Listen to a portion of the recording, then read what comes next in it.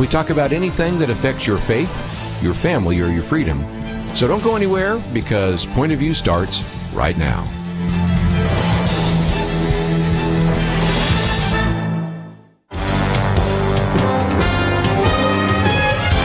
Across America, live, this is Point of View.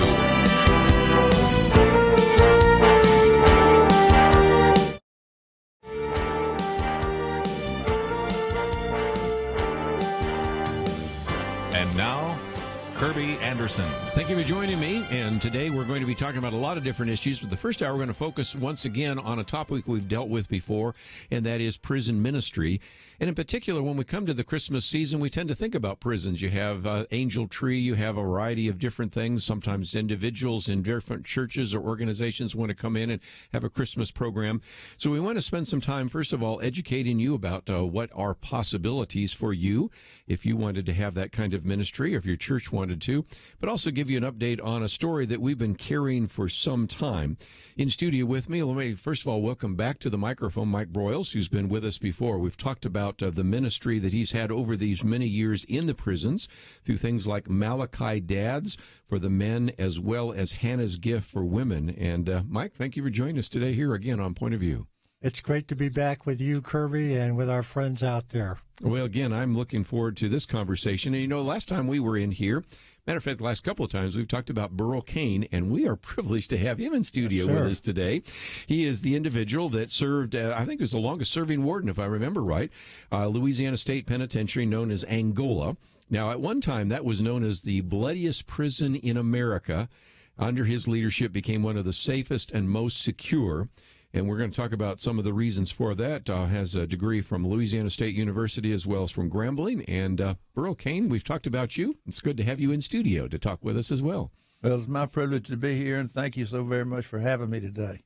I might just mention we've posted an article from Baptist Press, which might be the first thing to get into. Burl Cain, former Angola warden, exonerated. Now, I guess I have to go through a couple of difficult circumstances in your life, which in some respects cost your job a lot of money and was chaos for your family. But let's talk about that for a minute, because I want people to read about it, because, of course, we've mentioned you in a very favorable light. But it would be worthwhile to maybe talk about what happened when you found yourself kind of in the crosshairs of some of the political things that happened in Louisiana. Well, the thing that really happened, I almost ran for governor last time, and I made some political people pretty mad, and so I finally got an ultimatum that I needed to resign, or they weren't going to appoint my friend Jimmy LeBlanc, the president's secretary, as Secretary of Corrections, and so I decided to do so, but they also had the paper chasing me, and anyway, it was a long haul. It took a long time. It was real hard on the family and so forth, but, you know, I hadn't done anything wrong. I didn't leave because of any kind of crime thing or anything like that. I left because my friend needed to be appointed, I thought, and we had some other old politics and things in there, so it was all political. And what happened is, after 4 investigations, and we knew what was going to happen, it was going to be exonerated, and there was nothing wrong, no charges ever filed, and nothing ever happened. It just all died. Yeah, well, again, sometimes we talk about Louisiana politics, so I think you just fill in the gap there and know that story pretty well. But part of what you wanted to do is make sure that this extension, the seminary extension, continued. Can you speak to that for just a minute? I want Mike to also address it, but that was one of those reasons why you wanted to make sure that you had your friend, John Bell Edwards, to continue that program that's been so successful these years. Yeah, I did, and he kind of turned the other way, though, and so there you have it. Yeah. Anyway, the whole point was, and it is I think it was the God thing that I left, because God's in control of everything, because it was time to go perpetuate what we had done at Angola and other states, and we had fixed Angola, and it was God that did it, and he showed me the way. Give him the credit, none for me. And now we're in about 14 states with these seminaries, and one is right here in Texas. It's been here 6 years. And so we see that it changes the culture of prisons, and it's moral rehabilitation. And that's really the only kind of rehabilitation is moral that works in prison. Mike, let's come to that for just a minute, because we have said on this program so many times, whether we're talking about drug and alcohol abuse, whether we're talking about prisons or anything else, these faith-based organizations are much more effective, and that's been empirically verified. And certainly you've seen that over the years in terms of some of the things that you have made available through Malachi Dad's and Hannah's Gift, right? Yes, sir. We see the need of an incarcerated man or woman to come to face with their brokenness, and thus to meet Christ in a personal way and begin that life-changing lifestyle of forgiveness and grace. But then our emphasis as we get that man or woman growing in faith is to reconnect with that child. Mm-hmm. And 70% of inmate children follow their daddy or mommy back into prisons. So we're about breaking that cycle, teaching the men and women on the inside to reconnect with their child, to seek forgiveness, bring hope to the child, and thus hopefully bring hope and healing and reconciliation to the family. Talk about what happened in Angola, because obviously Burl can help us on that as well. But you've, as an outsider looking in, you saw some of the remarkable changes there as well, didn't you? Yes, sir. We've about 13 years ago, Awana Lifeline was born at Angola State Prison, and through the leadership of Mr. Cain and others. And so that's kind of our place of birth there 13 years ago. So, yes, we've seen these men, these leaders, these pastors, these lifer inmates. Now they're the leaders of Malachi Dads. They even have written a book for us, a Bible study called Psalm 1 that Burl endorsed and forward. And these are by lifer men that most of them will never get out. And they wrote a Bible study that we use all over the world now. Burl, let me come back to you for just a minute. Awana comes to you 13 years ago and says, this is something we'd like to do in the prisons. Usually the quick answer from most wardens and even individuals in other institutions is, no, I don't think we're interested. Why did you decide to say yes? Well, it was a new thing, and Lyndon Ascuna worked for Awana at that time, and he thought of it, and he said he wanted to talk to me for 30 minutes. I said, we make quick decisions. What you got? So he told me in a couple of minutes what he had on his mind, and look, this links up the father or the mother to the children, and so why not? And we'd be an idiot not to do it. So we said, by all means, we want to start it. We're going to do it right here. And I'd like to mention, too, that Lieutenant Governor Patrick came over to see us at Angola, and also Senator John Whitmire, and they brought the program back to Texas. That's true. And it is booming over here and doing really well thanks to them. Well, and again, we want to help those of you that are around the country consider what you might do to bring that into your community. Some of you may be pastors, some of you may be Bible fellowship leaders or elders or deacons or those kinds of things. We're going to give you some connection points. As a matter of fact, some of that is on the website today, pointofview.net. And one of our visions is to see if we can multiply some of these programs that already exist. We had a chance to talk to people in Louisiana, Texas, and I think Illinois is one of those we did a while back. Yeah, we did that one too. And so we want to certainly encourage you to consider what you might do. And in just a few minutes, I also want to open up the phones. I'd love to know what your church is doing right now to reach out to prisoners and to reach out in terms of having a prison ministry. So this is an opportunity to hear from you. And especially during this Christmas season, it's a time when we tend to think about that. Maybe Angel Tree and some of the other reasons are very good possibilities. So I'd love to hear how you get involved. But we have a lot more to cover. First of all, with Burl Cain and Mike Broyles, and we have information about both of them on our website, pointofview.net. We'll be back right after this.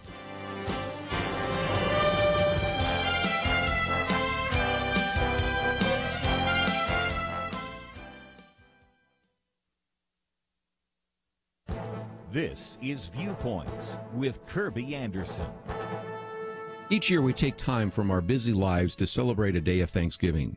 Though many holidays have become secular celebrations, this holiday still retains much of its historic religious overtones. A day of Thanksgiving was set aside by the Pilgrims who founded the Plymouth colony. Life was hard in the New World. Half of the Pilgrims died in the first terrible winter, and after the first harvest was completed, Governor William Bradford proclaimed a day of Thanksgiving and prayer. By 1623, a day of fasting and prayer during a time of drought was changed to one of thanksgiving because the rain came during their prayers. The custom prevailed in New England and eventually became a national holiday. Religious freedom is one of the lessons of Thanksgiving. In 1606, William Brewster led a group of separatists to Leiden in the Netherlands to escape religious persecution in England. After living in Leiden for more than 10 years, some members of the group voted to emigrate to America. Having been blown off course from their intended landing in Virginia by a terrible storm, the Pilgrims landed at Cape Cod on November 1620. While still on the ship, the Pilgrims signed the Mayflower Compact. The Mayflower Compact provides a second lesson of Thanksgiving, the importance of political freedom. On November 11, 1620, Governor William Bradford and the leaders of the Mayflower signed the Mayflower Compact before setting foot on land. They wanted to acknowledge God's sovereignty in their lives and their need to obey Him. During this Thanksgiving season, let's return to the wisdom of the Pilgrims. They valued their freedom and were willing to endure hardship in order to come to this country and freely worship. Let us thank God for these freedoms and be willing to defend them against all who would seek to take them away. I'm Kerby Anderson, and that's my point of view. Affirm Films and Sony Pictures Animation present The Star, the first Christmas through a whole new set of eyes. The Star, now playing rated PG, thestarmovie.com.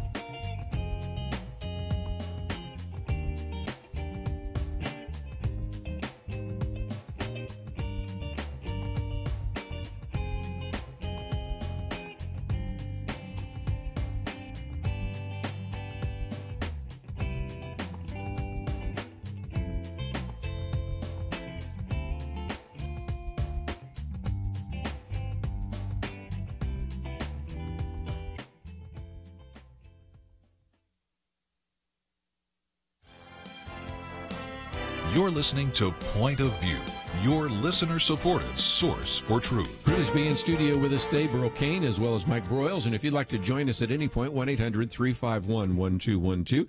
I have some good articles available to you on the website. One of these from the Baptist Press. Also, we have some links that you might want to follow as well. So let me encourage you to click on that picture there. That one takes you, for example, to globalprisonseminaries.org. And we'll talk about some of those. Matter of fact, Mike, let's talk about that right now, because one of the things I like to do when we talk about prison ministry is to encourage people to consider those inmates who desperately need your help.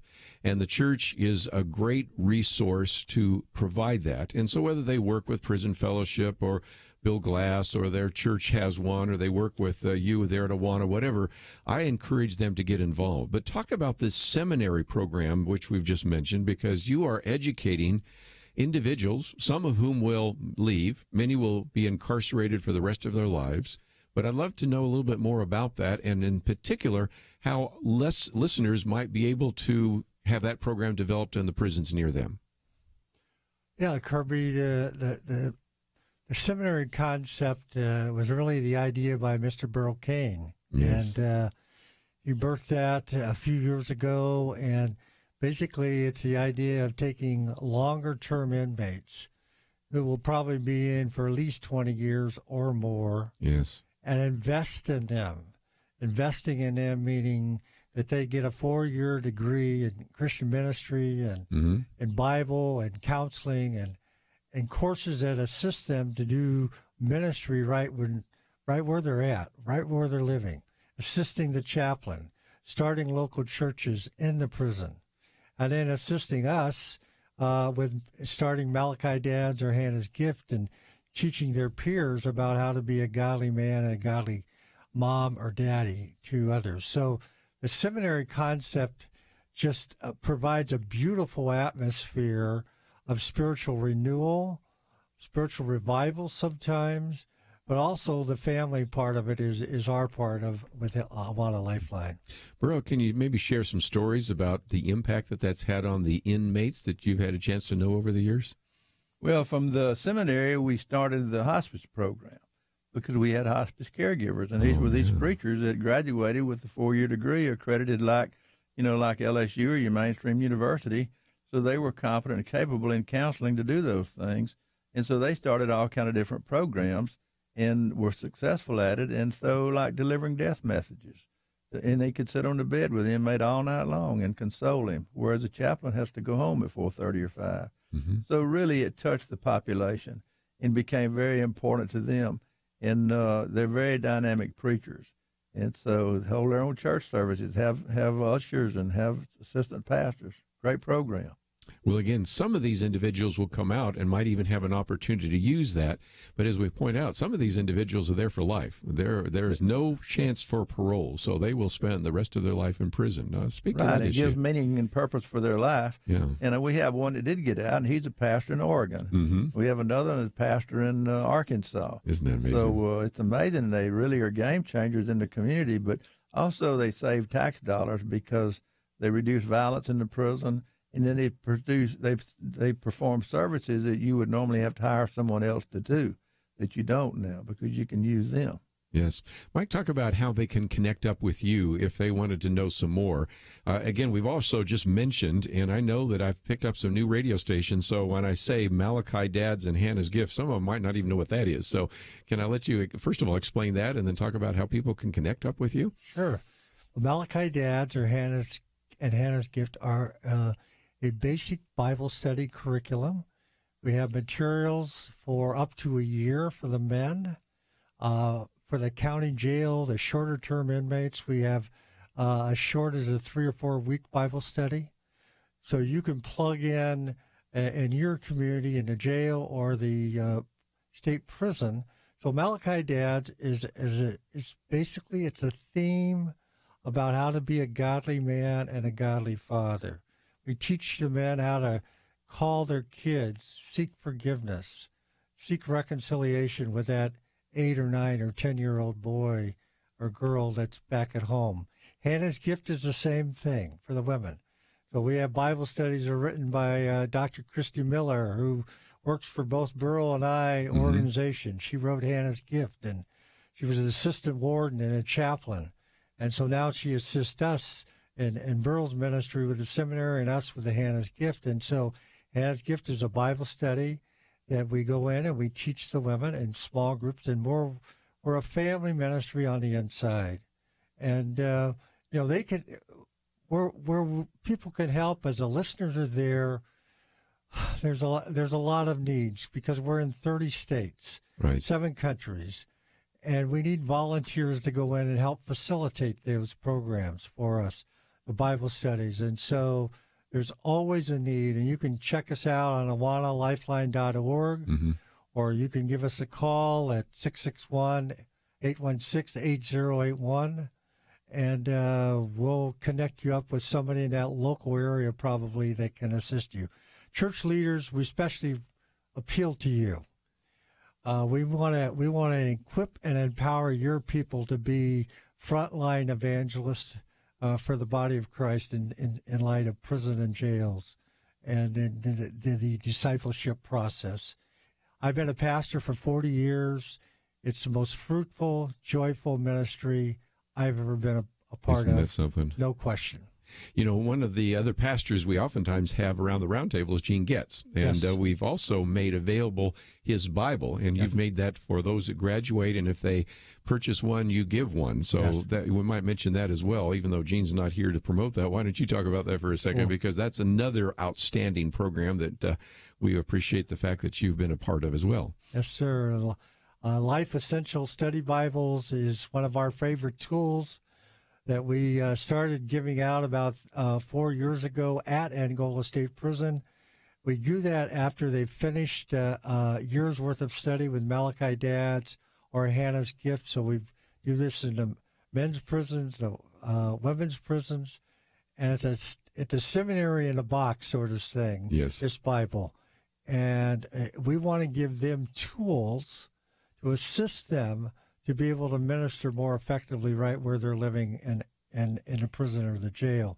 So Life Essential Study Bibles with Dr. Gene Getz and Church Renewal is a beautiful partner with Awana Lifeline. Well, and again, for those that aren't familiar with that, it has those QR codes. Those are those funny-looking boxes that you've seen before. So then you can take your phone and put it on that particular page on the Bible, and then up pops on your screen an actual video by Gene Getz on that particular issue. Yes. So whether you're in the prisons or whether you're overseas, I've been overseas where people will be able to use that. You know, they may not have indoor plumbing, but they have a cell phone and they have access to those QR codes, and they can actually see, if you said, kind of almost a seminary in a box. So just another great tool that is available there. Burl, I think you've seen how this works, because individuals that maybe only have a Bible and a phone, they really have quite a bit to actually begin to train themselves. And then, of course, when they go through the coursework, you're actually turning out very well-qualified pastors for the ministry that they will continue, either inside the prison or out. Really, and for new Christians, I mean, this is a great way to understand the Bible and what you read, because you say, oh, I can't understand, I don't know what they meant. Well, Gene Getz made it simple. He did put the seminary in the box. Yeah. And it's continuing education, I tell EMA preachers. Yes.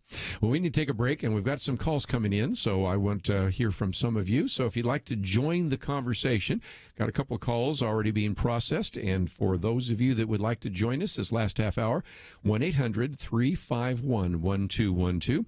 And again, I have a couple of links that might be helpful to you. First of all, this very good article from Baptist Press about Burl Cain, and so you can learn a little bit about him on the website, and I would encourage you to print it out and maybe pass it on to your pastor if they wanted to know a little bit more about that organization. Of course, we have a link to Awana Lifeline. We also have a link to globalprisonseminaries.org, and so there's a lot of resources there, and I would encourage you to take advantage of some of those. So take the time to visit the website, pointofview.net. As you go there, of course, you'll also see some of the other resources we're making available today. We have a video for you to watch, and that one I think would be very helpful to you. My commentary today, my Viewpoints commentary, is on this politicized culture. I think we'll spend a little more time talking about that in the second hour today, but that is there. We have some take action items and all the Viewpoints section and materials, so please take the time to visit the website, pointofview.net. If you'd like to join us, 1-800-351-1212. If you'd like to make a pledge to the ministry, you can click a button that says Donate. And again, want to thank those of you that were helpful to us during our Giving Tuesday. We were able to meet our goal, and thank you for making that possible. Let's take a break, though. We will continue our conversation with Burl Cain and Mike Broyles, and from Sylvia, Chris, and a number of others on the line. So we'll get to those phone calls right after these important messages.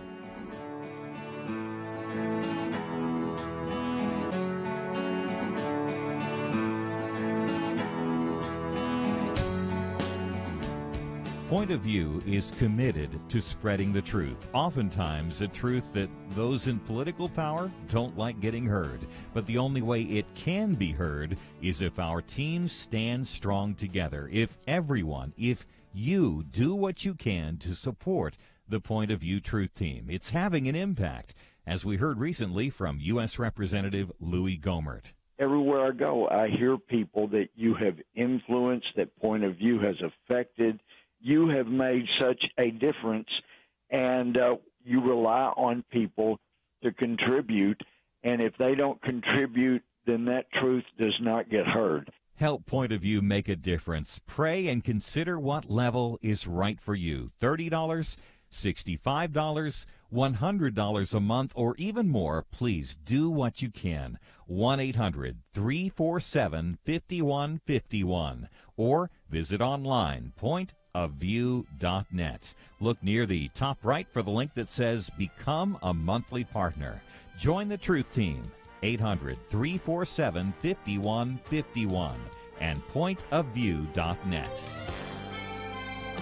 Point of View will continue after this.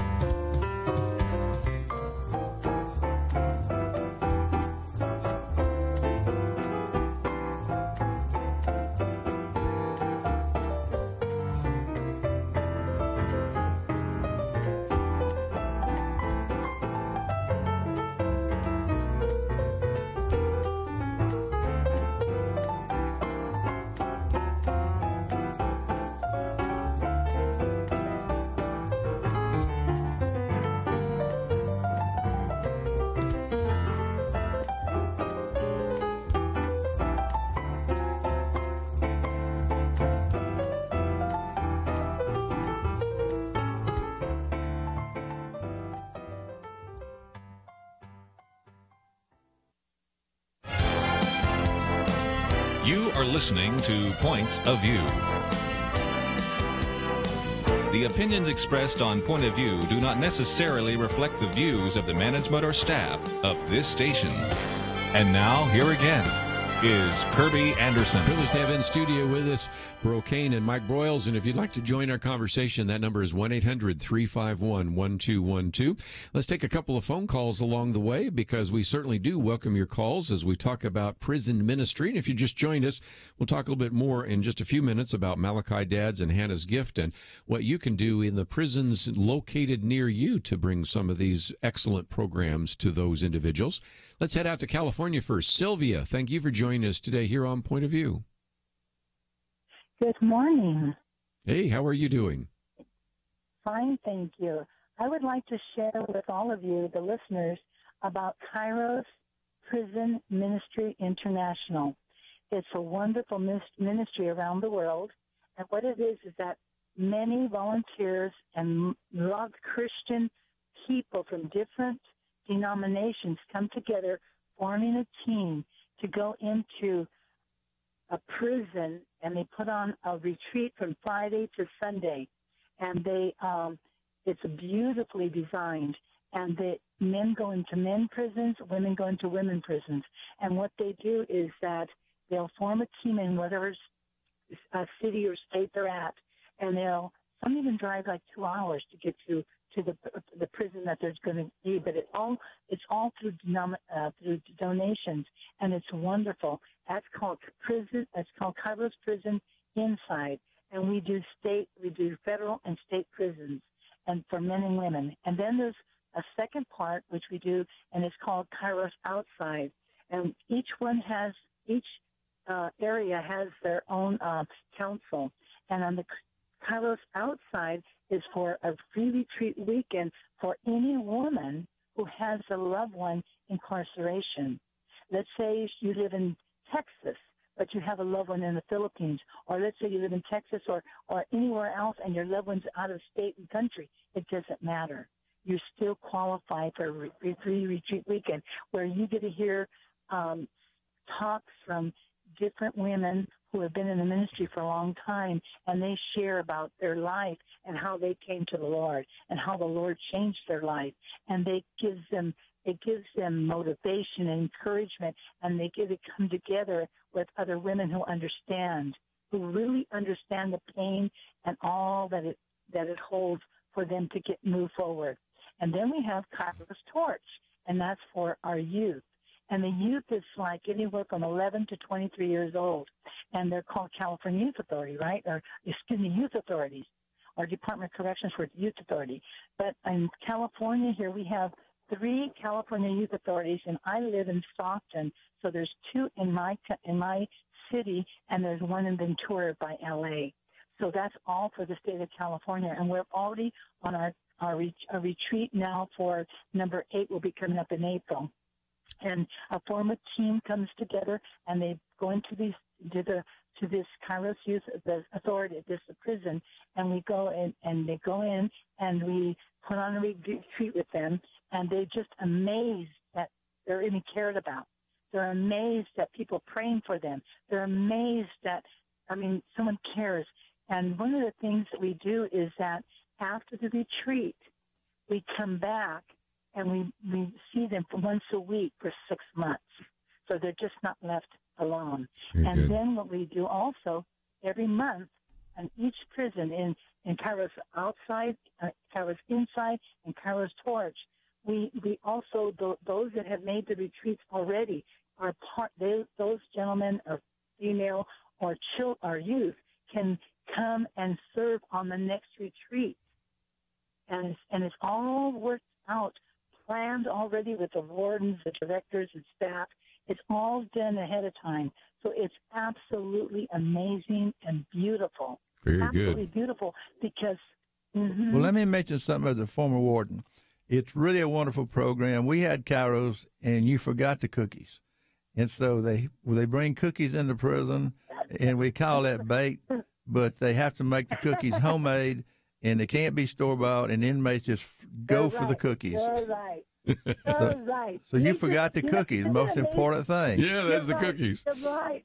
Let me come to Mike for just a minute because, you can sense that Sylvia is so excited. But you just said a minute ago in passing, I'd like to get back into that. This is one of the most effective and most rewarding ministries. I think part of it is what Sylvia was talking about. These prisoners are just amazed that somebody would come in and spend time with them, right? Yes, you're dealing with broken and yet teachable people, open to truth, open to the gospel. And I like to say that my most effective teachers today are also called inmates. Yeah. They teach us who come in as much as we give away. And so if you join a prison ministry, Kairos, Prison Fellowship, a lot of good ministries out there in prisons, that be prepared as an individual, that you're going to grow probably more than that inmate. Isn't that something? Burl, again, whether it's the cookies or whether it's one ministry or the other, just again, you go in to try to bless them and you find out that you're the one that's being blessed, isn't it? Really, and this Kairos is first-class organization, and you'd be surprised in the community. Judges and lawyers and all kind of prominent people get involved in Kairos. So I would encourage you, if you're looking at a prison ministry, to get involved in Prison Fellowship, Kairos, and help us with Malachi, Dad, and Hannah's gift, too. So they're all real good ones, too. Let me go to Ohio, because we have a question here from Chris, listening to WGGN, that I think Mike might be able to help with. So, Chris, thank you for calling in today. Thank you. I guess I struggle with, I go in and I just get a half hour into a county jail, and once a month with the guys, and then a half hour with the ladies. And I guess my struggle is I don't see the same guys all the time. Some come and go. I see them, twice or three times at the most. I guess without getting too deep into theology, it's hard for me to come up with a study. So I guess I'm looking for a plan or some resources that would fit like a half hour, maybe one time or two time thing. Well, Chris, this is Mike, and I'd love to respond. And first of all, thank you for taking the time and caring for the men and women that you're talking to about God's Word. And the tools that we have with Awana Lifeline is Psalm 1, which is written by my leadership team at Angola State Prison, and it's a short Bible study. It can be done in a half hour to an hour easily with another man or another woman. The male version is Psalm 1. The female version is Psalm 23. So you can do that in conversation with the men through the bars even. You probably would need a copy, get permission by the officials to take in a copy for the inmate, potentially, if they will allow you to do that. But these are short Bible studies that you could talk through and look up Scripture with the inmate. So we would suggest that you can look on awanalifeline.org. Some of our materials are there. Psalm 1, Psalm 23 for the shorter term inmates that we deal with. Does that help, Chris? Yeah, I just have a quick question. This is like totally out of my comfort zone, and I've been doing it for a couple of years, but does that ever go away, the anxiety, I guess? I don't know. Well, I don't know, Chris. 8 years ago, I had never been into any prison. I'm a pastor, a family life pastor. So my first experience was going to the bloodiest prison in America called Angola State Prison, now the safest prison in America. But there is anxiety every time I go in. I've been in 70 prisons all around the world in the last 4.5 years. But hopefully you'll gain confidence. But there is that, when that gate closes and clicks, there's a sense of anxiety there every time for me, too. All right. Thank you. Chris, I appreciate your phone call. We'll take some more in just a minute, but let me just mention again, if you're just joining us, that we've mentioned a couple of resources. First of all, of course, we've posted this article from Baptist Press about Burl Cain, who's in studio with us. We have, of course, a link to Awana Lifeline as well as to Global Prison Seminaries. talked about Malachi Dad's Hannah's Gift, but also Psalm 1 and some of the other materials and resources. So I would encourage you that if you're already in a prison ministry of some sort, just find out about some of these other resources because they will supplement what you're doing. But I also want to, when we come back, challenge some of you that have never gone into a prison, never thought about a prison ministry, to consider what you might be able to do, given the fact that we're equipping you to really make a difference, and to even think about whether or not you might be located in a particular area of the country that would be able to provide a seminary degree to individuals in the prison located near you. So again, I see we've got calls in California, Virginia, Ohio, a number of other places. So we'll take some of those when we come back, but also want to talk a little bit more with Burl Cain and Mike Broyles about how you can be light in a dark area right in your own community. We'll be back right after this.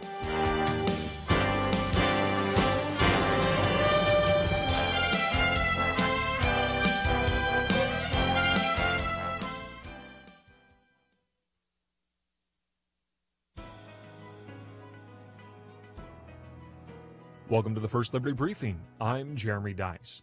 Most residents of Lehigh County, Pennsylvania probably have no idea what their county seal looks like. It has a cow, factories, a silo, an oil lamp set on 2 books, a courthouse, flags and bunting, and more. Recently, a federal district court reluctantly declared the seal unconstitutional because, centered in the background of it all, is a cross. According to the court's opinion, quote, the county has not legally compelled its citizens to practice and conform to Christianity, infringed on freedom of conscience, or created political conflict between the Christian church and other religious sects. Simply put, the county of Lehigh did not intend to establish religion or institute a county religion, unquote. And so the court concluded, quote, Lehigh County's seal is a passive symbol that does not coerce any citizen to practice or adhere to Christianity and does not establish a county religion. Thus, the seal does not violate the plain text of the Establishment Clause, nor does it establish a religion in the way the drafters of the First Amendment imagined. Higher courts, however, have delineated a different mechanism by which the court must determine whether the seal survives constitutional scrutiny. While the court may not fully agree with the test provided, the court must apply that test, unquote. Well, we can only hope an appeal will change that test. To learn how First Liberty is protecting religious liberty for all Americans, visit firstliberty.org. Students and teachers are being told that prayer, Bibles, and religion are illegal in public school, but that's not true. Learn the facts. Read your free Religious Liberty Protection Kit for students and teachers at firstliberty.org right now. Don't let anyone steal your freedom with bad information. Get your Religious Liberty Protection Kit for students and teachers at firstliberty.org. That's firstliberty.org.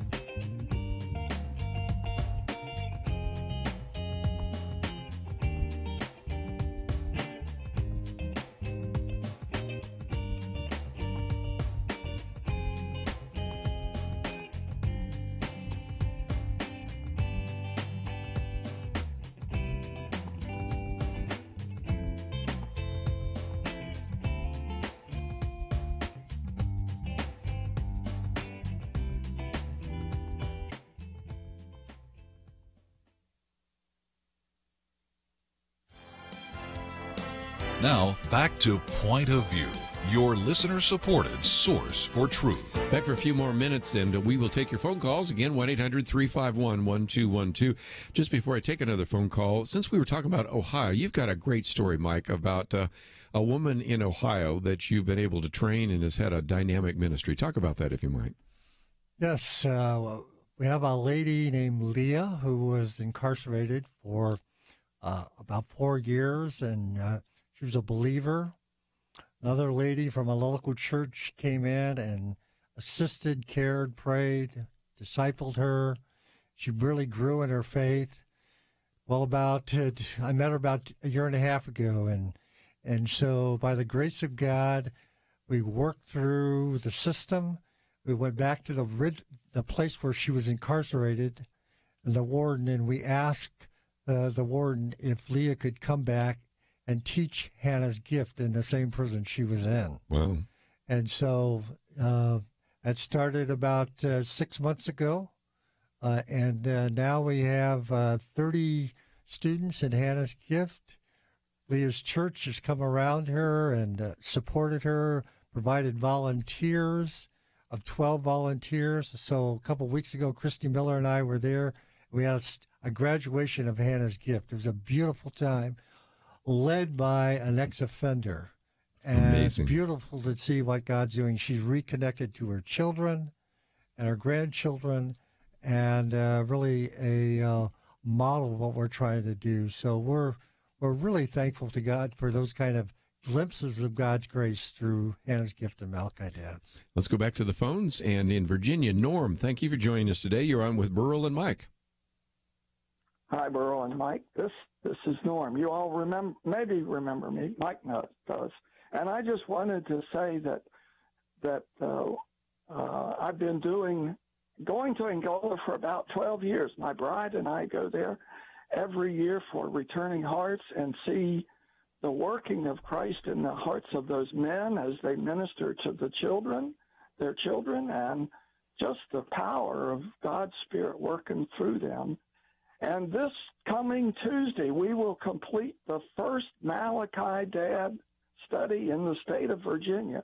I hope you can sense my excitement in this. Mike has been so encouraging and his staff to get this done, and we'll be starting the second Heart of a Man in January. And the men just about break my heart every time we close with the Malachi Dad Pledge.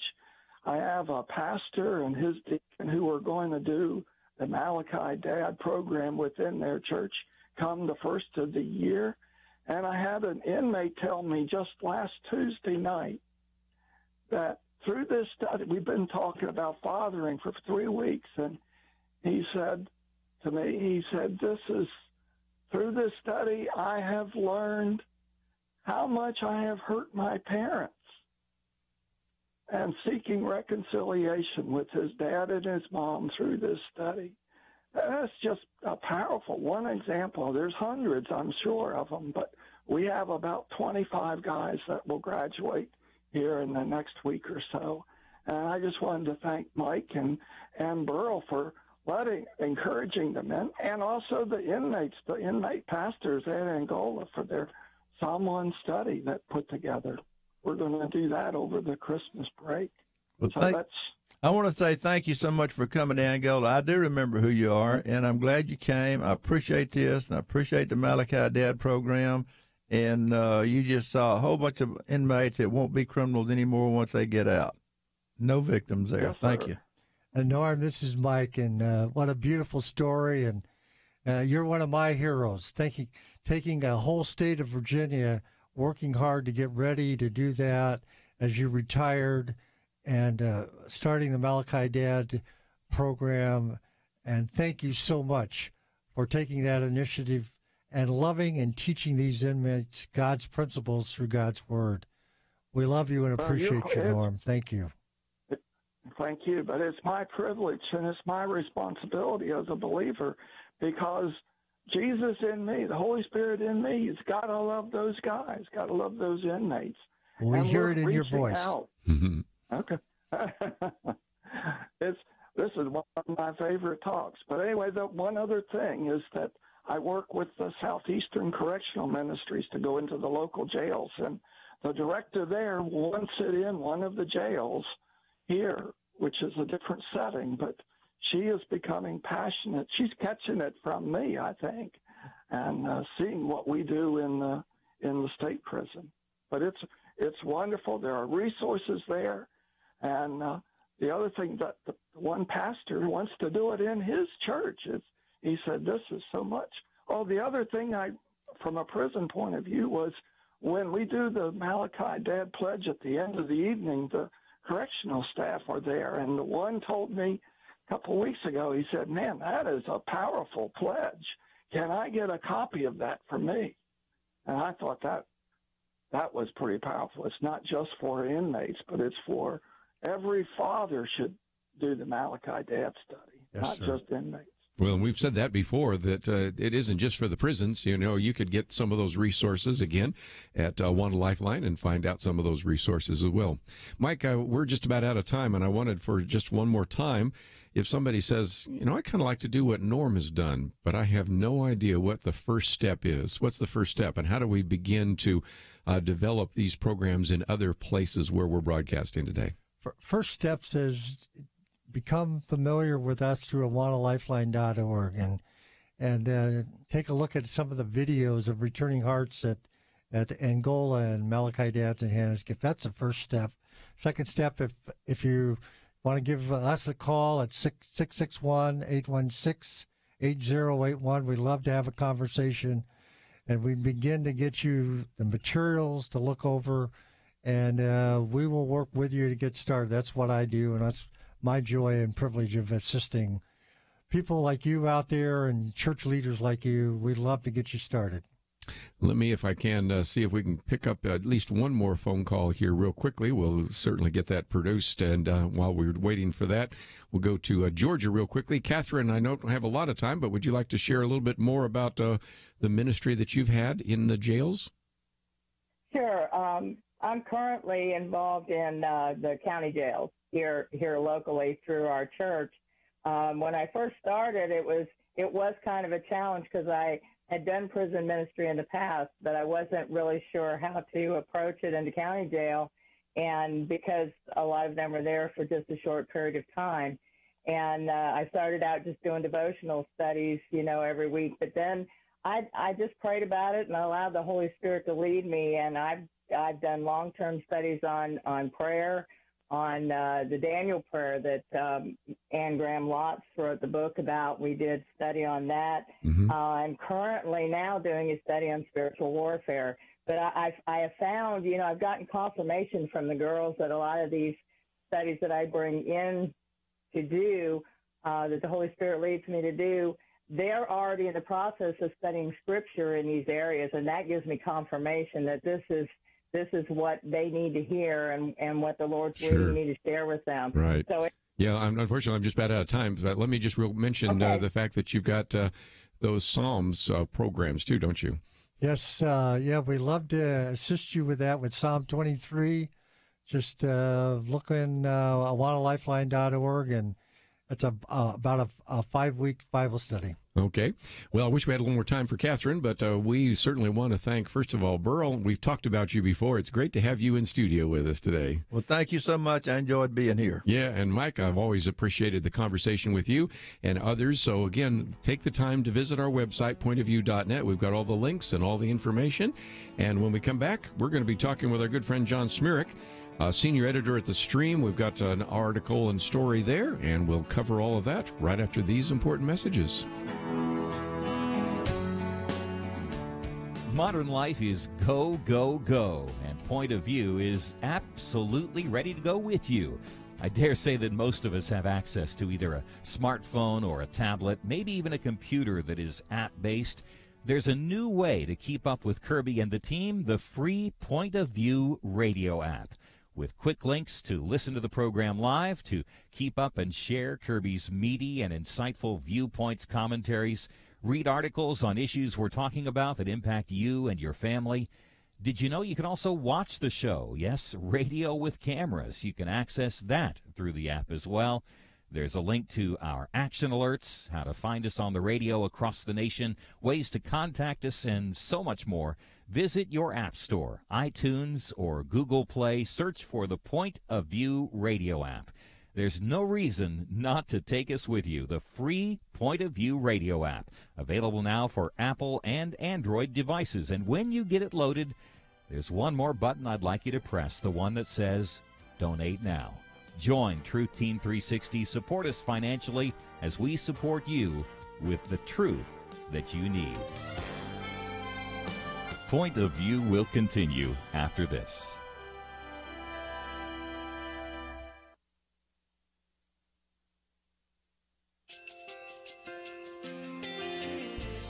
I just want to thank you so much for all the wonderful programming you have. You're just absolutely fantastic. I recently started listening to Point of View, and I really found it interesting because of the different subjects you cover. Thank you for that. I really appreciate everything that you do in keeping us informed.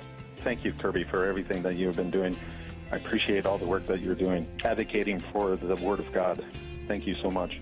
Point of View, I think, is absolutely necessary because it's a Christian perspective, a biblical worldview perspective, and receive very current, up-to-date information about what is really going on, week to week in our culture, which is changing so rapidly, and yet it's morally sliding backwards. Yeah, I'm just, first of all, I think y'all's program is wonderful, and enjoy it every day. I learn so much every time I listen to it.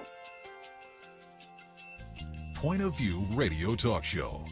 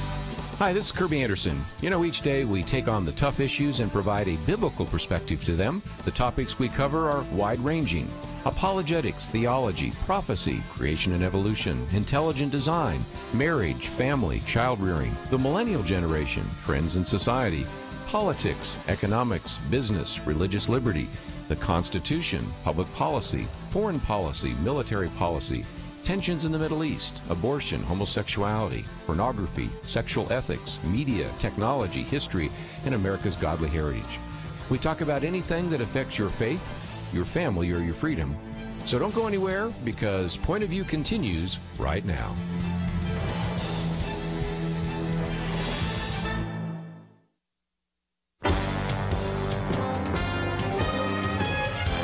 Across America, live.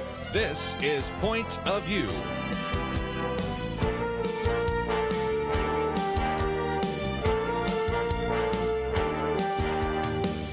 And now, Kerby Anderson. Second hour, we're going to get back into the news cycle, and we have a couple of articles. One we posted yesterday from the stream entitled "The Right Response to the Failed Sting Operation Against the Washington Post." We never got around to it, and that's just as well, because we're going to have John Zmirak talking about that in just a minute. Also posted one by Fred Lucas a little bit later in the program we might get to. Elizabeth Pocahontas Warren and the CFPB shenanigans are part of the same story. We'll talk about the Consumer Finance Protection Bureau and some other issues. Also posted some articles by Ben Shapiro and Ann Coulter and a number of others, so we'll get into all of that.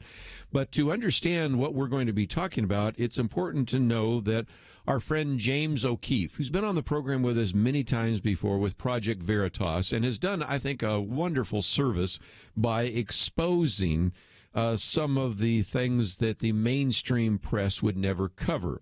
And you can think about, for example, some of the exposure he's given to Acorn, of the work that he's done with Lila Rose to expose Planned Parenthood, which is now, interesting enough, under investigation for selling all sorts of under parts, and also maybe even whether or not they were willing to cover up sex trafficking. Then, of course, you have Dave DeLayden and some of the work they did also on that in terms of selling unborn baby parts.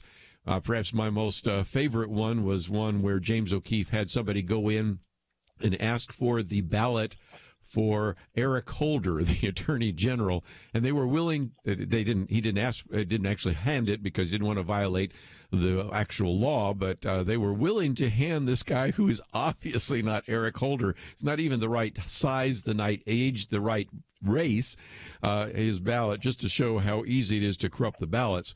Well, the most recent one was an attempt to have a sting operation against the Washington Post. And this was to maybe suggest that their coverage of Judge Roy Moore was not adequate. So I wanted to spend some time talking about that. John Zmirak, as you well know, is the senior editor of The Stream, graduate of Yale University, has both a master's and PhD from Louisiana State University. He writes almost every day for The Stream, and certainly can help us understand this particular story. So, John, welcome back to the program. Thank you. Good to be on. I've given people a little bit of an overview, but take us into this particular case with James O'Keefe. I have respect for him and Project Veritas, but this was a wrong-headed idea from the outset. But explain what he did. Well, this is an example of someone. I think he kind of got too ambitious, and he maybe let his political disapproval of the Washington Post cloud his judgment of their journalistic professionalism. And I understand that. I hate the Washington Post editorial page. I actually wrote a column a few weeks ago. They have a supposedly Catholic columnist there named Elizabeth Brunig, who I happen to know is an avowed Marxist, something she doesn't like to talk about, but I have a screenshot of her saying it on social media. So I did an expose on one of the Washington Post columnists.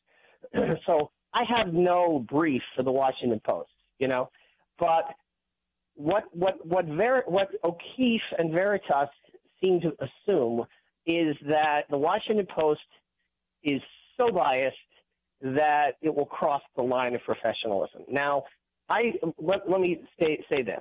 The Washington Post news page is biased just like the New York Times is.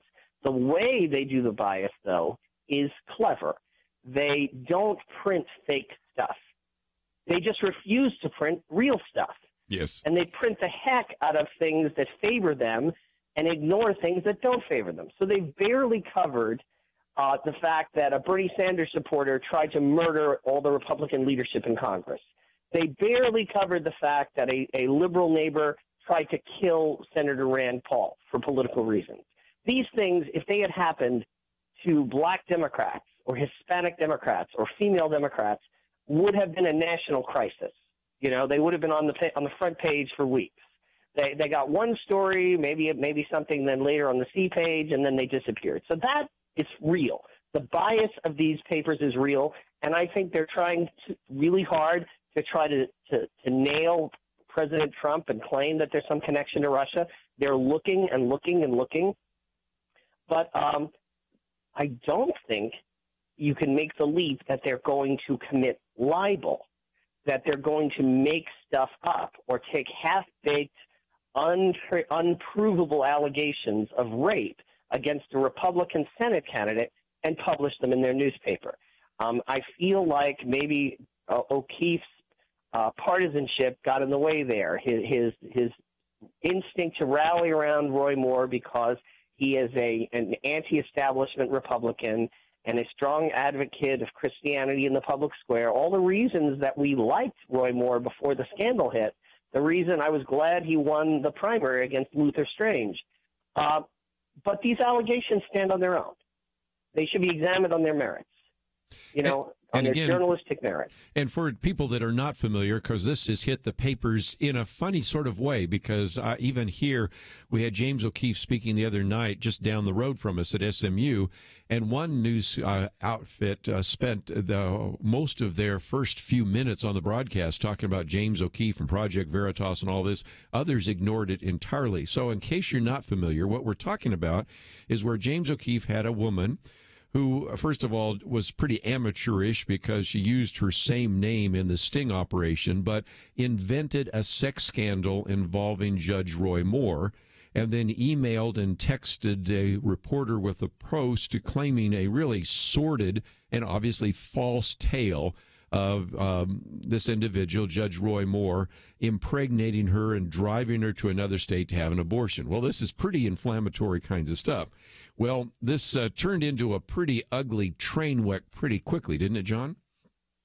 Yeah, this woman working for O'Keefe brought this half-baked story to the Washington Post, and it was full of holes, and they thought through it, and they turned it around into an expose on O'Keefe and Veritas. They actually filmed the woman with a hidden camera and, you know, did to O'Keefe what O'Keefe did to Acorn and Planned Parenthood. And what I wrote in my piece at stream.org is the best way for O'Keefe to come out of this would have been to say he's relieved. He's relieved that the Washington Post wouldn't publish a smear piece based on half-baked allegations, that they're apparently doing their job as journalists. Even if the editors are biasing their selection of news, they haven't crossed the red line into publishing made-up garbage. And that's a good thing. You know, as Americans, we should be glad that we don't have newspapers like they do in Latin America, where the communist paper will print lies about the capitalists, and the capitalist paper will print lies about the communists, and everybody knows that all the newspapers are fake news, that every page is essentially an opinion page. We aren't quite there yet in America. Maybe we will be in 5 years, but we're not there yet, and we should be glad of that.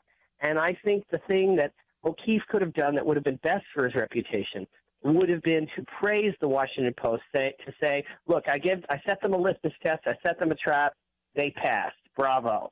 I still think that should be what he does. I think so. He needs to show people that he is concerned primarily for truthfulness in reporting and for exposing political bias, but not that he's a total partisan. We'll continue our conversation with John Zmirak right after these important messages.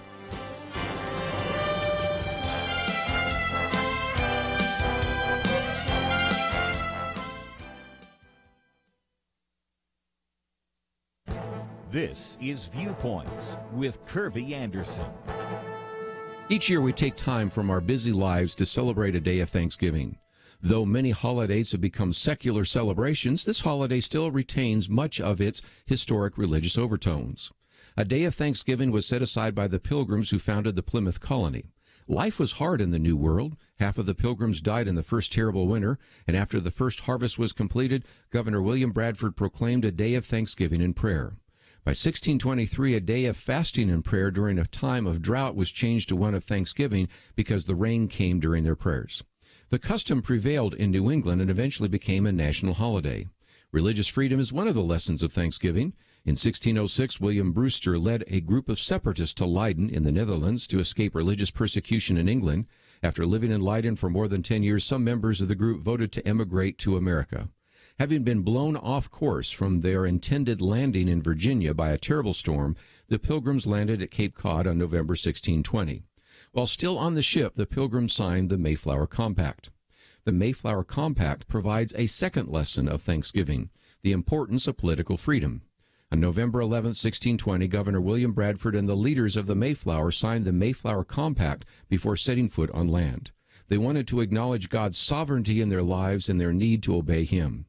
During this Thanksgiving season, let's return to the wisdom of the Pilgrims. They valued their freedom and were willing to endure hardship in order to come to this country and freely worship. Let us thank God for these freedoms and be willing to defend them against all who would seek to take them away.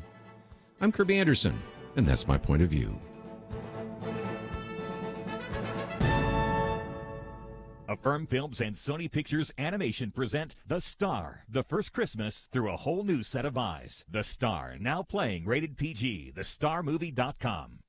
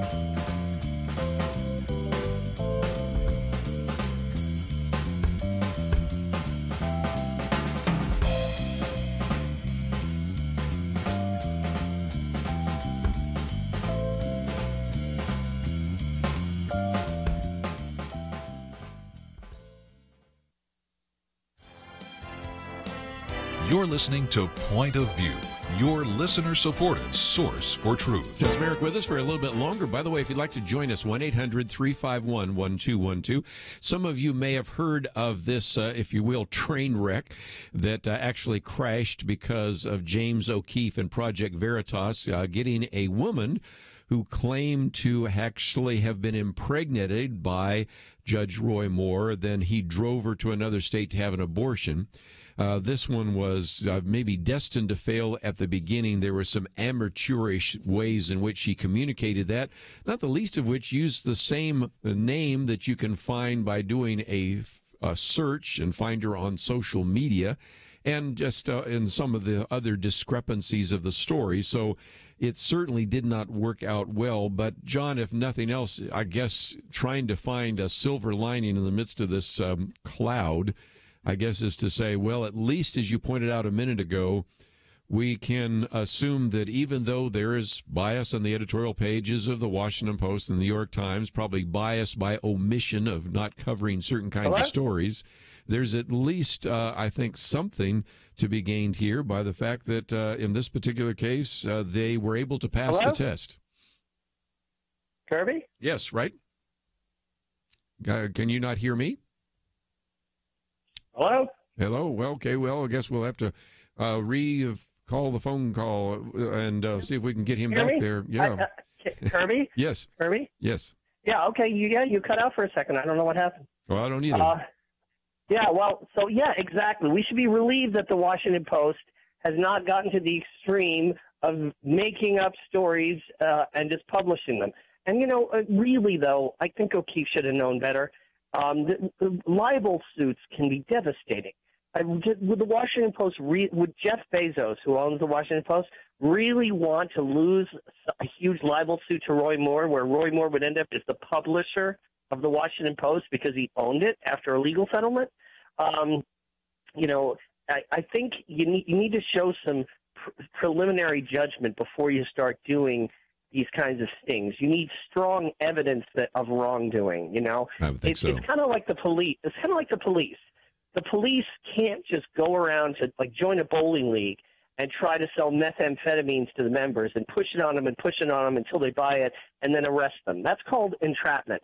You need to see a pattern of probable cause of criminal behavior before you do a sting operation for the police.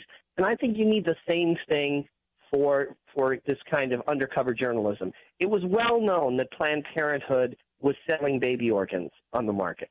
It was well known that Acorn was as corrupt as the day is long. So if you see smoke, you can assume there's probably fire. I really don't think there was any smoke over the Washington Post to show that they have a track record of inventing stories about even Republican politicians. There's another lesson I think we can pass on to individuals, maybe not even in journalism, and that is there is wisdom in many counselors. That's what the scriptures tell us.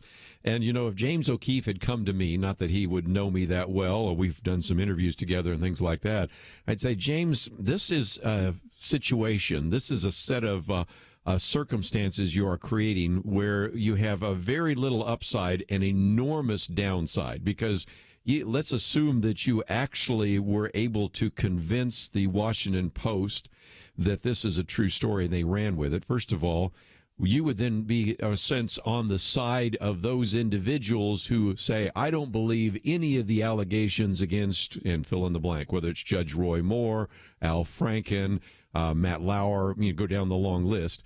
So first of all, it puts you sort of on the wrong side of believing those women. But the downside is, of course, what we've seen right now, because they ended up, in a sense, turning the sting arrangement around. I think it's going to be much more difficult for James O Keefe in the future to have as much credibility. He's already been sort of vilified anyway, but now they'll forever remind us of this story that was poorly constructed and certainly loses a great deal of credibility in terms of being able to speak to some of those issues in the future. Yeah, and it's a shame because O'Keefe has nerve. He's got backbone. He's willing to fight. And, let's be forgiving of him. Let's hope he learns his lesson, because people who are willing to fight are not that common. I mean, that's what we love about Donald Trump, and that's what's good about Roy Moore, is that he's willing to fight. O'Keefe's willing to fight. There are too many people on the right who aren't willing to fight, who seem like they want to lose with panache, like they don't want to loosen their bow tie. I mean, look at the loser campaign John McCain ran against Obama, the limp campaign that Romney ran against Obama, the wimpy performance of Paul Ryan in Congress and Mitch McConnell. There's a reason that we on the right are looking to these populist people who don't bring a knife to a gunfight. They bring a gun and they fight. And they fight because presumably they care about the issues. Donald Trump fights in a way that George W. Bush didn't. Let's recognize those virtues. Let's not overreact and starch our underwear and decide that we're going to lose with a panache. But we do have to be prudent. We have to be wise as serpents and innocent as doves. Very good. Just before I let you go, let's, if we can, maybe have you pass on some lessons on how to evaluate the media, because what I'm hearing you say is don't trust everything that you see on the editorial page. But if you see a story that has been vetted by a number of journalists and certainly looks as if they have done due diligence, then we shouldn't call it fake news, because the real bias comes from more omission than it does from any kind of bias that has made its way into the news service. Is that a fair assessment of what you've been saying? Yes, but I would go further. I'd say the way the news is written up, the way it's phrased, the bias is there in the way they spin the story. It doesn't mean they've made up the facts, but they've spun the facts to sound as bad as possible for conservatives. So if you see a story in the Washington Post or the New York Times, don't assume that it's a pack of lies, but go ahead and see what Breitbart has to say about it. See what National Review or the Federalist have to say about it, or the Daily Wire, And you'll see maybe the facts agree, but the spin is radically different. So the answer is, don't dismiss the mainstream media as a tissue of lies, but just double check it. Look at it through several different lenses to see how they're biasing the facts. I don't think they're inventing the facts, but they're biasing them. They're like chefs. They're organizing the ingredients to produce the flavor that they want. Don't assume that they're just putting broken glass into it, but they are arranging it in a way that produces the ideological outcome that they're looking for. So read 2 or 3 stories from conservative sources on the same set of facts, and then compare them and come to your own judgment. Well, and again, one of those sources, which we have mentioned so often, yesterday, of course, we posted that article from the stream. We're going to get this one by Fred Lucas a little bit later in the broadcast. Going to the stream is a great resource. And again, talk about some of the ways in which you have been trying to cover the news, because I've had an opportunity through these last few months to interview many of the people that are writing for you, and many of them were people I knew before the stream, but I've gotten to meet a few new people as well, and you're giving a voice for those Christians in particular that want to address some of those issues from a biblical perspective. Right. Well, I have a piece up there today about, Donald Trump got in trouble for sharing these videos that showed Muslims abusing non-Muslims. Yes. I can't vouch for where those videos were taken or exactly, how accurate they were. What I did was I went into a vision that Pope John Paul II, who the Catholic Church made a saint, a vision he had in 1993, which he thought was from God, warning that Europe would be taken over by intolerant Muslims who would persecute Christians. And he said it would be worse than communism, worse than Nazism. Yes. So what I did was I analyzed the track record of Islam compared to communism and Nazism, and its track record of persecuting Christians, of producing an intolerant society, and then I trace it back to the split in Islam between what Muhammad says the revisions he said he received early in his life in the city of Mecca when he didn't have any power, he was just an itinerant preacher, and then once he went to the city of Medina and became like a dictator, suddenly his visions from God changed. The Quran has both sets of visions all jumbled up together. So liberals can look in the Quran and say, look, it supports freedom of religion. And then you find another verse that says, kill the unbeliever, persecute him, take his wife, take his daughters, and make them your sex slave. They're both in the Quran. The Quran wildly contradicts itself. How do you determine what the Quran really means? Well, I explain in the article that Muslims believe the stuff that came later supersedes or abrogates the stuff that came earlier. Yeah. So the binding parts of the Quran are the ones that talk about persecuting the unbeliever. Right. And I give you a link to a book that takes the Quran and arranges it chronologically so you know what it really said. Again, the doctrine of abrogation. John Zmirak, always appreciate your perspective. Let's take a break. When we come back, we'll get into a couple of the other stories we've posted on the website. That coming up right after this. Why should you become a partner with Point of View Radio? Because for decades, this team has made a significant difference in lives and communities across the nation. Because America is dying for lack of biblical wisdom about life and culture. You should give because your gift will make possible cutting-edge information on issues that matter, information you won't hear anywhere else. Why? Because your gift will change lives, because you'll influence our culture with biblical truth, and because you can make a difference for the future. Our nation needs a truth team very badly. Support Point of View Radio today at pointofview.net. Click on Join the Truth Team and choose your level of support. Pointofview.net. Or call 800-347-5151, 800-347-5151, or mail that first donation to Point of View, Box 30, Dallas, Texas 75221, Box 30, Dallas 75221. Point of View will continue after this.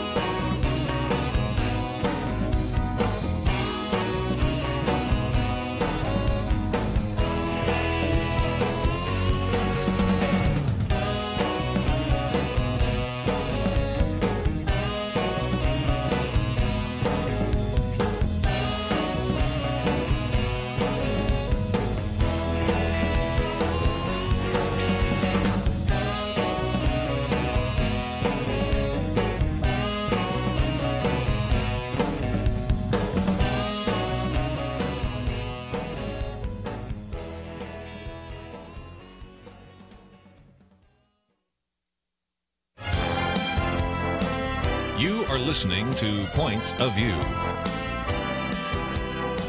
The opinions expressed on Point of View do not necessarily reflect the views of the management or staff of this station.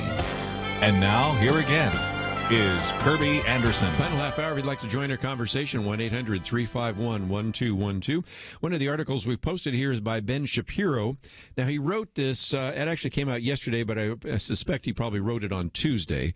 So since then, there's one change, and that is he's talking about in the commentary here that Nancy Pelosi was defending Representative John Conyers. Now she has today said that she would like for him to step down. But the piece I want to read is, I think, helpful to understand why there has been so many individuals willing to defend some of the sexual allegations against certain individuals in the Democratic Party when it doesn't seem to make sense. It would be simpler to just simply say, okay, they made a mistake, let's get rid of those individuals and put new people in. But it's all entitled Bill Clinton Won After All. And he said 2 weeks ago it seemed that former President Bill Clinton was finished as a public figure. A variety of public intellectuals on the left had consigned him to what he called the ashtray of history. They attested to the newfound faith in the rape accuser Juanita Broderick, or torn him to shreds for having taken advantage of Monica Lewinsky. And we've talked about some of those that have come out. The moral goal was obvious: set up a new intolerance for sexual abuse of women. The political goal was more obvious: show the Democrats are morally superior to the Republicans, and in doing so they can shame Republicans. They can, of course, focus on Donald Trump or Roy Moore or whatever. Then he said it all fell apart because on Sunday, Nancy Pelosi, the first female Speaker of the House, brushed off Clinton's scandals with a simple one-liner. Well, I think it is a generational change, but let me say the concern that we had then was that they were impeaching the President of the United States for something he had done nothing to do with his performance of the duties. And so one of the questions Ben Shapiro asked is, well, why would Nancy Pelosi defend Bill Clinton? Because she has to defend Senator Al Franken and Representative John Conyers, both of whom have been accused of sexual harassment or sexual assault. So then Ben Shapiro asked this question: well, why would she have to defend either of them? And he says that's the $64,000 question. She doesn't, just as the Democrats never had to defend Clinton. If they'd kept their mouths shut and let Clinton resign, then Vice President Al Gore would have been president. There's a high likelihood that he would have been reelected in 2001, or 2000, I should say. And I had a conversation today with somebody off air that we were talking about how different the world would have been. Imagine if Bill Clinton had stepped down, Al Gore was president. Now he runs as an incumbent president in 2000 against, let's assume he still runs against George W. Bush. He would easily have won then because he would have been an incumbent. He would have had the power of it. And he might have even selected Hillary Clinton as his vice president. Al Gore could have served then because it would have been a shortened term, 8 years. Hillary Clinton could have stepped right in after those 8 years, and so you would have had a run of Democratic presidents. So in some respects, it would have been better for the Democratic Party if indeed Al Gore had become president and wasn't running as vice president and having the baggage of Bill Clinton on him, which might have been the reason he was not elected. Let's go back to the commentary, though, by Ben Shapiro. If the Democrats were to let Franklin fall today, his replacement would be appointed by a Democratic governor of Minnesota. If they let Conyers go down, he'd be replaced in a special election in what the Cook Political Report deems a D plus 32 district. Means it has performed an average of 32 points more Democratic than the nation did as a whole in 2016. So the point is, if indeed you ask Al Franken to step down, if you ask certainly John Conyers to step down, they would be replaced by other Democrats. So he says there's only one reason Pelosi would stand by accused Democrats. She doesn't care, is his argument. Her logic with regard to Clinton is the only one that matters. He was a Democrat. His sexual improprieties had nothing to do with his capacity to vote for her agenda. That was the only national argument we had in 1998. It was settled in Clinton's favor. Character doesn't matter, says Ben Shapiro. Only the agenda does. And then, of course, you have the rest of how it unfolded. Bill Clinton didn't just escape impeachment in 1998. He won the argument. He taught Americans that no matter how scummy our politicians might be, So long as they side with us on matters great or small, we ought to back them. We ought to back them not because our principles are important, but because there might be some point in the future where our principles are at stake, and we don't want to our feet held to the fire then, do we? So, again, one of the arguments he's making and was making is that Nancy Pelosi might not ask for John Conyers to step down. Now, in light of more evidence, maybe she is. But I think it illustrates, again, some of the issues that are sort of swirling around right now, whether you look at the Alabama Senate race, which we talked about yesterday and even mentioned a little bit here in terms of the Washington Post sting story, or whether you look at some of the individuals that are front and center right now. And we, of course, only mention the ones that are in the news. Al Franken, who's a Democrat from Minnesota, and John Conyers, a Democrat from Michigan. Are there others? No doubt there are. As a matter of fact, there's pretty good evidence that the other shoes are going to drop pretty soon. I've mentioned on more than one occasion that they actually, over the years, have to female staff members on Capitol Hill issued a creep list. These are individuals you want to stay away from because of some of their sexual improprieties. And we'll see how much this happens because, again, if Nancy Pelosi now calling for John Conyers to step down, then you have the most powerful person in the House of Representatives on the Democratic side, Nancy Pelosi, first female Speaker of the House, now, of course, the House Majority Leader, calling for him to step down. That makes it a little safer for some other women to say, oh, okay, now we recognize that some of these powerful people are falling. I can come out with my story that I've been holding for a long period of time because I did not want to find myself without an ability to work on Capitol Hill because I talked about something that happened behind closed doors. So we'll see how this plays itself out, and that's certainly one of those issues. One of the other arguments that I wanted to put on the table, and again, we'll take your phone calls, 1-800-351-1212, is by Ann Coulter. She calls it Sex in America Part 2. You might want to read Part 1, but Part 2 has to do with the fact that as we're starting to see more and more of these liberal columnists beginning to sort of get on board with, well, should we actually now for the first time say that we were disgusted by the actions of Bill Clinton, so that we can have the moral authority to talk about how we're disgusted by other Republicans and Democrats. She quotes from Maureen Dowd, who said that in some respects, she said, well, both sides have really done this. According to Maureen Dowd of the New York Times, liberals tried to kill off Supreme Court nominee Clarence Thomas over sex when the real reason they wanted to get rid of him was politics. And then conservatives tried to kill off a Democratic president, that would be Bill Clinton, over sex when the real reason they wanted to get rid of him was politics. And Ann Coulter says there's 3 good reasons why we want to reject that idea. Number 1, Anita Hill's accusations against Clarence Thomas involved words, just words, whereas Clinton was accused of by multiple women of being a sexual predator on the scale of that would rival Harvey Weinstein. So first of all, we're talking about words versus actions, one individual versus multiple women. Number 2, the evidence against Clarence Thomas consisted of a single accuser with no corroborating witnesses. The evidence against Clinton included, among other things, multiple witnesses, contemporaneous corroborating witnesses, secretly recorded confessions of the assaults and liaisons from Clinton himself, that's the Jennifer Flowers tape, Monica Lewinsky, the Linda Tripp tapes, Juanita Broderick, 2 separate tapes by people who wanted her to tell the truth about the rape, a DNA-stained dress, and eventually, when he had absolutely no other choice, Clinton's own admission under oath. And then finally, Dowd says that the left was using Anita Hill's made-up charges against Clarence Thomas to save Roe versus Wade.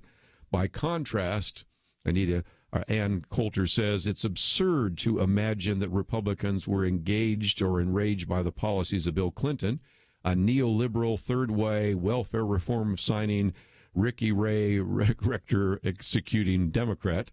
Clinton was the last of the vanishing breed, the moderate Democrat. That just wasn't good enough reason to overlook his repeated sexual assaults, felonies, and bald-faced lies. So I put that up there just because so often we see people trying to say, well, both sides do it. This was exactly the same kind of thing that both liberals and conservatives did, Republicans and Democrats did. I thought it was a really good piece to just remind us, no, there's some really good reasons to not accept that moral equivalence argument, and to understand there were some other factors in that as well. Let's take a break, though. When we come back, Elizabeth Warren has been in the news, but also she had the influence and really the origin of what is called today the Consumer Financial Protection Bureau, something that's been in the news. We'll talk about that just before we end the broadcast today. Don't forget that tomorrow will be our weekend edition. Kelly Shackelford, Penna Dexter. It's going to be a very good roundtable to discuss lots of very important issues. We'll be back right after this.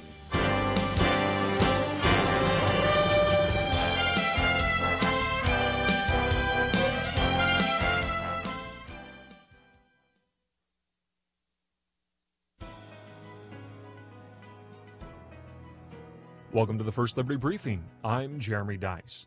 Most residents of Lehigh County, Pennsylvania probably have no idea what their county seal looks like. It has a cow, factories, a silo, an oil lamp set on 2 books, a courthouse, flags and bunting, and more. Recently, a federal district court reluctantly declared the seal unconstitutional because, centered in the background of it all, is a cross. According to the court's opinion, quote, the county has not legally compelled its citizens to practice and conform to Christianity, infringed on freedom of conscience, or created political conflict between the Christian church and other religious sects. Simply put, the county of Lehigh did not intend to establish religion or institute a county religion, unquote. And so the court concluded, quote, Lehigh County's seal is a passive symbol that does not coerce any citizen to practice or adhere to Christianity and does not establish a county religion. Thus, the seal does not violate the plain text of the Establishment Clause, nor does it establish a religion in the way the drafters of the First Amendment imagined. Higher courts, however, have delineated a different mechanism by which the court must determine whether the seal survives constitutional scrutiny. While the court may not fully agree with the test provided, the court must apply that test, unquote. Well, we can only hope an appeal will change that test. To learn how First Liberty is protecting religious liberty for all Americans, visit firstliberty.org. Students and teachers are being told that prayer, Bibles, and religion are illegal in public school, but that's not true. Learn the facts. Read your free Religious Liberty Protection Kit for students and teachers at firstliberty.org right now. Don't let anyone steal your freedom with bad information. Get your Religious Liberty Protection Kit for students and teachers at firstliberty.org. That's firstliberty.org.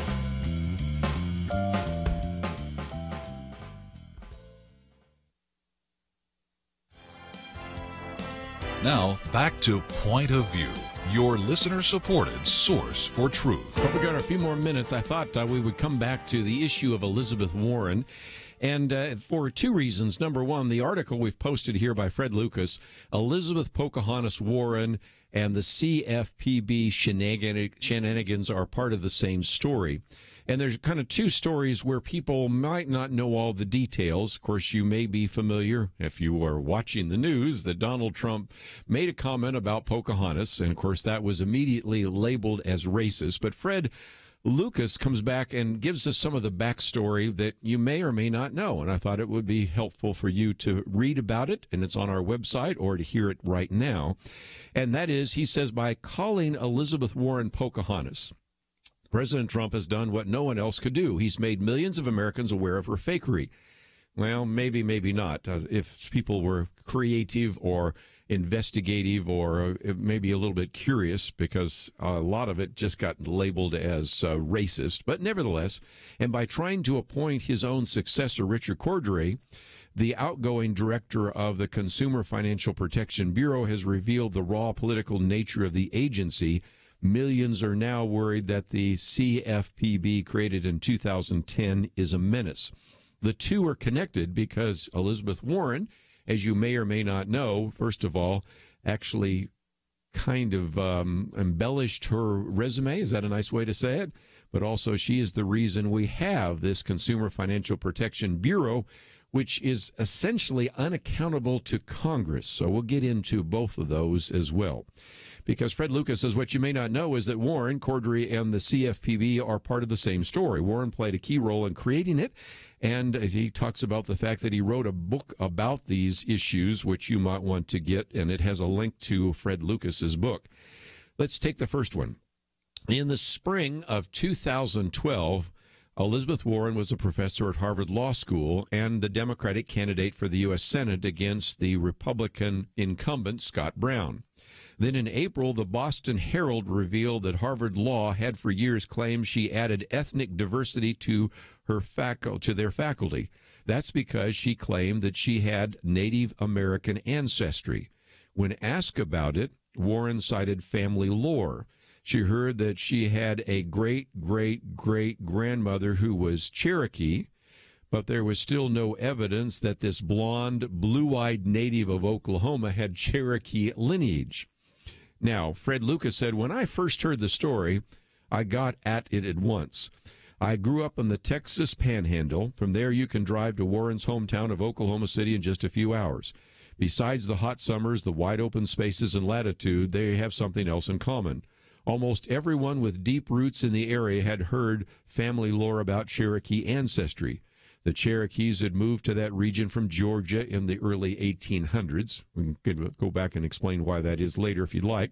Claiming Cherokee lineage added an exotic flair to otherwise dull personal bios. Warren is the rare public figure who used such lore to a career in advantage. Having been running in Oklahoma, her career might have been over. As it was, there were the amusing follow-up pieces about Pocahontas, that is, or Sacagawea. Soon the media stamped the subject old news, and it dissipated when she took stage in September 2012 at the Democratic National Convention. Now, he doesn't go into the detail. You can read more about it in his book or doing some searches. The original story was, well, this was something that was added by the Harvard Law School because they wanted to be able to justify hiring her, and having her be 132nd Indian made her a minority. Well, the bottom line is that long before that, she actually said she claimed Indian heritage because she wanted to identify with Indians. So the argument that this was some kind of shenanigans on the part of the Harvard Law School is easily rebutted by seeing how early on she used that to her political advantage and her academic advantage. But nevertheless, that's one of those issues. But it brings us to the second story. And this is the other shenanigans, and that is what is called the Consumer Financial Protection Bureau. Warren's role in that, however, starts earlier. In 2007, she wrote an article in the left-wing journal Democracy. In it, she laid out a proposal for what she called the Financial Product Safety Commission. Of course, the financial industry was already covered with mountains of regulation. There were state audits, the FDIC, federal regulations like truth in lending, fair credit reporting, rules about discrimination, the Federal Reserve, the Office of Comptroller of the Currency, the Federal Trade Commission, and the Office of Thrift Supervision. In the essay, she granted that some regulation already existed, but she insisted that these were weak reeds against the tsunami of industry lobbyists, hence the need for a new, powerful, independent agency to police the financial world. Elizabeth Warren didn't just call for the government to protect us from fraud, which it already does. She called for the government to protect us from financial crisis.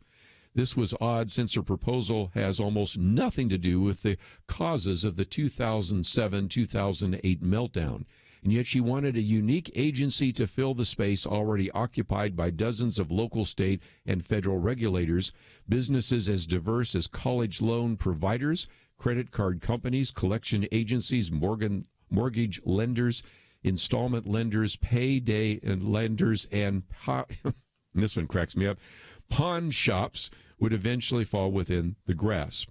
Just 3 years later, the Dodd-Frank Act, which was supposed to prevent another financial crisis, created the CFPB. Warren had worked with others behind the scenes to make it happen. Clearly, the 2008 financial crisis didn't require a new agency to police pawn shops in Tuscaloosa, Alabama. The crisis, rather, was an opportunity to create one. What we got was an agency with unprecedented power and little oversight. And he says more of that in our next piece, which he will write about. But one of the big flaps had to do with the fact that as one individual stepped down, Richard Cordray, as he resigned, instead of allowing the current president, that would be President Donald Trump, to actually appoint an individual, he named his deputy director, Leandra English, as his replacement.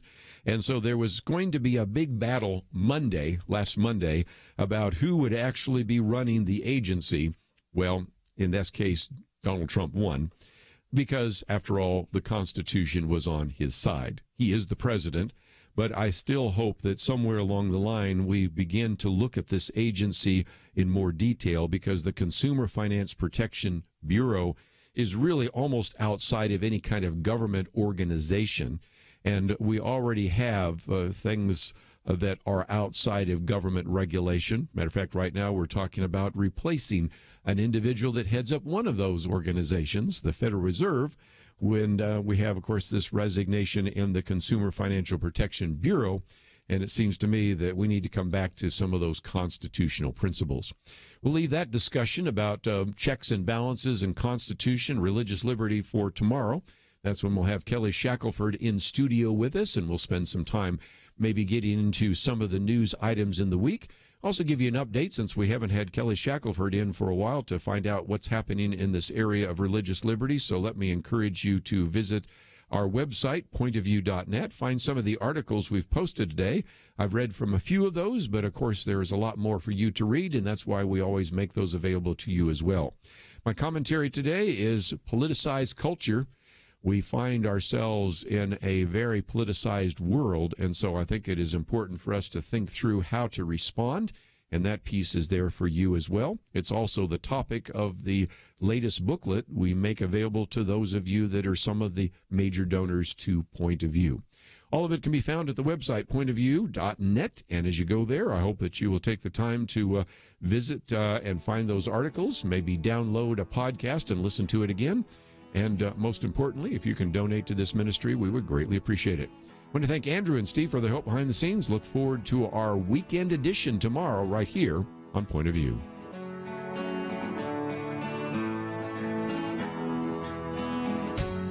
There are those who listen to Point of View while they're driving, and some can listen at home or at work. But here's the question: where do you go where you cannot listen to Point of View? Well, if you have the app, the free Point of View radio app, the answer is